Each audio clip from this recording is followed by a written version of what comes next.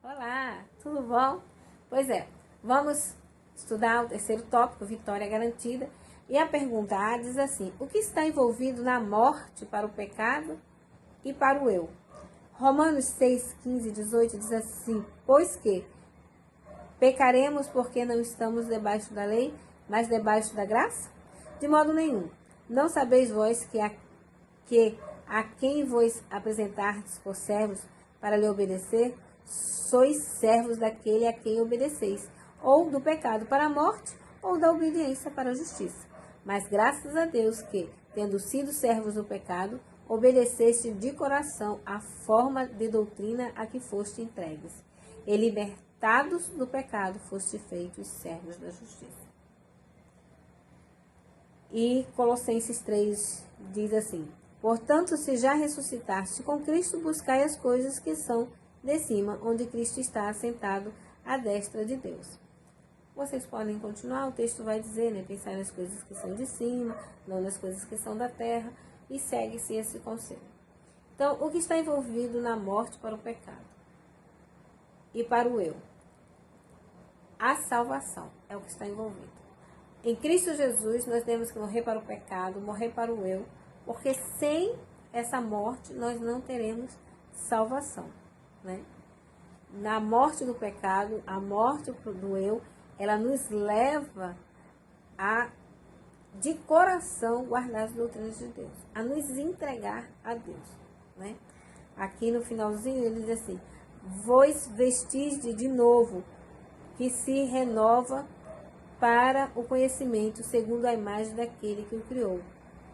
Nós devemos nos revestir do que é novo, né? Nós devemos nos revestir da couraça de justiça, né? Nós devemos representar a Cristo. A morte para o pecado e para o eu, ela é necessária para a nossa salvação. Se nós não morremos para o pecado, se nós não morremos para o nosso eu, nós não vamos nos salvar. A pergunta B diz assim: qual deve ser o centro das nossas afeições? Olha que coisa interessante. Pensar nas coisas que são de cima e não nas coisas que são da terra. É o mesmo texto que a gente leu em cima. E o outro texto de Hebreus 12, 2 diz: olhando para Jesus, autor e consumador da fé, o qual, pelo gozo que lhe estava proposto, suportou a cruz, desprezando a afronta, e assentou-se à destra do trono de Deus. Então, qual deve ser o centro das nossas afeições? Cristo. As coisas do alto. Esses devem ser o centro das nossas afeições. Não deve ser problemas, deve ser Cristo. Cristo é o centro das nossas afeições. O texto aqui diz: o céu será suficientemente barato se alcançarmos pelo sofrimento. Devemos negar o eu ao longo do caminho, morrer diariamente para ele, deixar apenas Jesus aparecer e manter sua glória a todo instante perante os olhos. Olha, você está fazendo isso? Eu ainda preciso colocar mais isso em prática na minha vida. E eu sei que todos nós que estamos estudando essa mensagem, estamos praticando isso.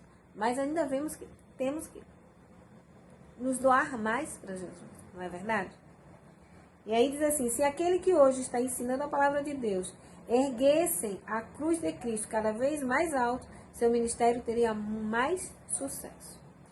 Ou seja, se nós exaltarmos mais a Cristo, se nós pensarmos mais em Cristo, se nós pregarmos mais Cristo, se nós vivermos mais Cristo, o evangelismo será muito bem sucedido.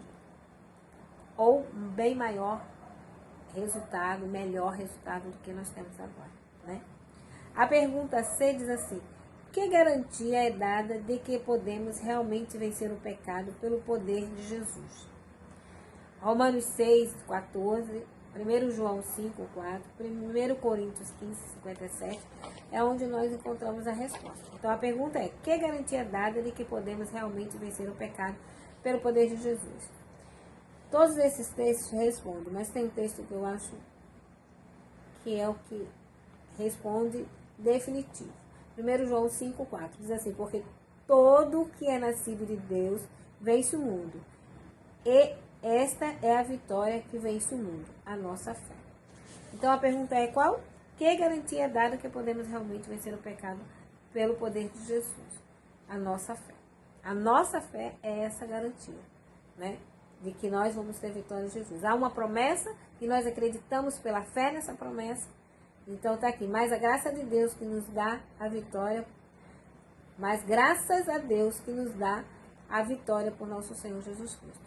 Em nossa própria força, é impossível desprezarmos os clamores de nossa natureza caída. Por esse canal, Satanás nos atará com tentações. Cristo sabia que o inimigo avançaria sobre todo o ser humano para tirar vantagem da fraqueza hereditária e por suas falsas insinuações, enredar todos cuja confiança não está firmada em Deus. E por ter passado pelo terreno que o homem deve percorrer, nosso Senhor preparou o caminho para a nossa vitória. Não é a sua vontade que fiquemos em desvantagem no conflito com Satanás. Ele não nos deixaria intimidados e desencorajados pelo ataque da serpente. Jesus descansou na sabedoria e força do Pai Celestial. Ele declara, porque o Senhor Jeová me ajuda, pelo que não me confundo.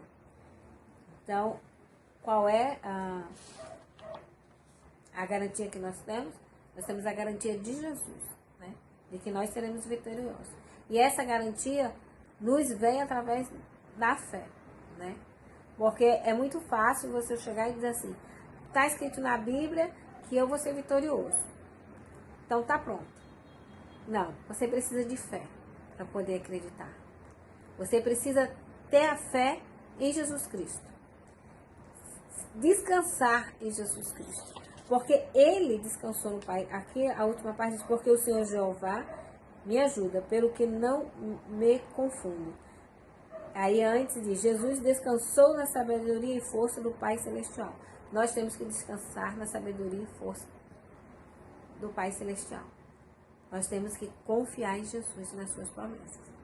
Então a fé, ela é a garantia da nossa vitória. A fé em Jesus Cristo. Fé nas promessas que ele deixou.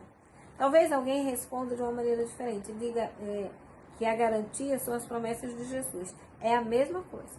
A garantia são as promessas que a palavra de Deus nos dá. Que pela fé em Jesus Cristo nós temos que são verdadeiras. Amém? Que tenhamos fé inabalável. Que como Jesus nós possamos descansar na sabedoria e na força de Jeová. Amém? Aguardo vocês amanhã, permitindo Deus, para o nosso próximo encontro.